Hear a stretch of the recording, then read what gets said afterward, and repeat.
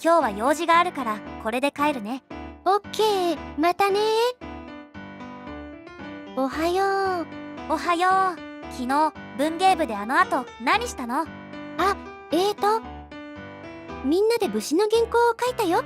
ふーん。あれ、ゴミ箱にお菓子の包み紙が。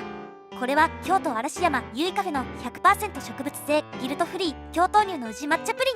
昨日帰る時はなかった。じゃあその後に食べたんだ。やっほ。この包み紙は？実は昨日あの後旅行から帰ってきた OB からお土産があったの。人数分あったんだけど誰かが2個食べちゃって。嘘ついたの？でも原稿を書いたのは本当だよ。っていうことがあったの？ひどいでしょ。プリンを残さなかったのはひどい。嘘をつくなんて友達やめよっかな。その友達は嘘をついたとは思ってないと思うよ。なんで？嘘じゃない？友達はプリンは食べなかったとは言ってないでしょ。原稿を書いたのは事実だから嘘にはならない。そりゃそうだけど、それ人間としてどうなの？もちろん誠実じゃない。都合が悪いから隠しておきたかったんだね。それが許されるならまともなコミュニケーションは取れないじゃない。そうなんだけど、これは社会の至る所で見られる詭弁なんだよね。その名を半分の真実という。真実の口って甘噛みされるのかな？ちょっと面白いね。半分の真実とは、さっきの例みたいに事実の一部を述べるけど他の部分を隠すことで相手に誤解を与える詭弁だ。嘘はついてないわけね。そう、嘘はついてない。ただ大事なことを言わない。でも相手を騙そうとしてるよね。だから嘘はついてないからって許されないよね。そうなんだけど問い詰められても、説明が不十分だった、騙すつもりはなかったって言い訳できちゃう。そんな言い訳が通るの？相手は納得しないけど、そう言い張られたらそれ以上突っ込めない。ここが巧妙な詭弁なんだよね。半分の真実はあちこちで見られる。実例を紹介しよう。これは朝日新聞の記事。美容師が気になる人が増えてるという内容。ここの文章に注目。大学生と小学生を対象に行ったアンケートでは、大学生の 86%、小学生の 76% が美容師が気になると回答しました。特に女性に限ると、どちらも約8割が自分の容姿を気にしていることが分かりました。なんか変だよね。大学生の 86%、小学生の 76% が容姿が気になると回答した。これは男性も含むよね。だろうね。それで女性の約8割が容姿を気にしてると、じゃあ容姿を気にしている男性も約8割前後でしょ。そうなるね。なのにわざわざ女性に限ると書いたら、容姿を気にするのは女性の方が多いように見えるじゃない。この記者は容姿を気にするのは女性の方が多いという記事を書きたかったんだろうね。けど実際はそうではなかったから、文章でそういう印象を与えるように書いたんだろう。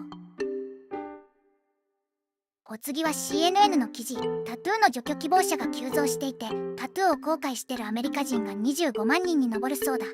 多そうだね。アメリカの成人人口は約 2.6 億人。そのうち約3人に1人がタトゥーを入れてるというデータがある。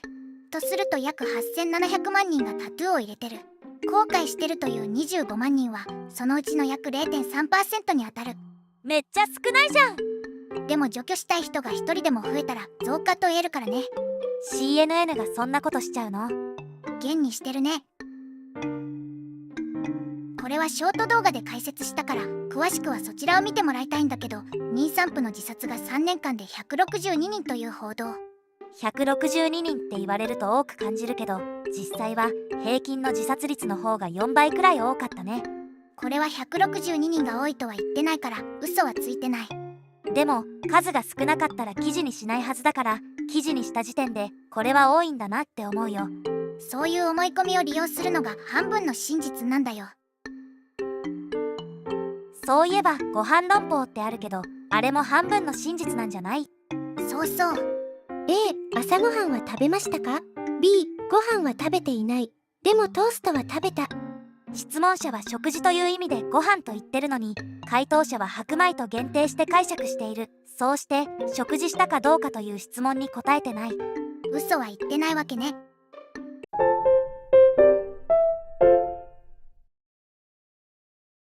ちょっと気になったんだけど、チェリーピッキングってあるよね。データの中から自分に都合のいいものだけを抜き出すやつ。それと似てるけど、どこが違うの？鋭い質問だね。どちらも自分に都合の悪い部分を隠すという点で似てるね。チェリーピッキングというのは、データを選ぶときに偏りがあり、誤った結論を導く。例えば、高齢者の運転事故例ばかりを見て、高齢者の運転が危険だって主張する。実際は高齢者の運転事故率は減ってるんだけど、そういうデータは無視する。そうなんだ。それに対して半分の真実は、嘘は言わないけど大事なことを省略して相手が誤解するよう仕向ける。はっきりとした主張はしない。嘘になっちゃうから。そうして逃げ道を用意しておく。君の場合、友達は原稿を書いたとだけ言ったのに、君は他に何もなかったと解釈したよね。チェリーピッキングは他のデータを示すと相手の誤りを指摘できるけど、半分の真実は相手を追求すると嘘は言ってないとか誤解を招いたとか言い訳ができちゃう。その分悪質だね。半分の真実を使ってくる人にはどう対処したらいいの？最初に聞いたけど、説明が不十分だった。騙すつもりはなかった。って言われたら何も言えないじゃない。相手は半ば、あるいはほぼ意図的にこちらを騙そうとしていながら、説明不足だったという言い訳に逃げようとしている。そこで、そんな簡単なことも説明できないなら、社会人として必要な説明能力が足りてないと指摘して、逃げ先を潰してやる。すると大抵の人は黙り込むね。それだと喧嘩になっちゃうから、もうちょっと他になんかないの？じゃあ一つ目、隠れている部分を明らかにする。なんか隠してるんじゃないかと思う部分に気づいたら、相手にその点を質問する。もし相手が答えなければ、意図的に隠していることになってしまうから、後で言い逃れしにくくなる。あるいは隠してる部分をこちらが言ってしまう。2つ目、誤解が生じることを認めさせる。大事なことを隠していると誤解を与えるが、それは意図的なのかと質問する。相手は意図的だとは答えられないから、訂正や補足をせざるを得なくなる。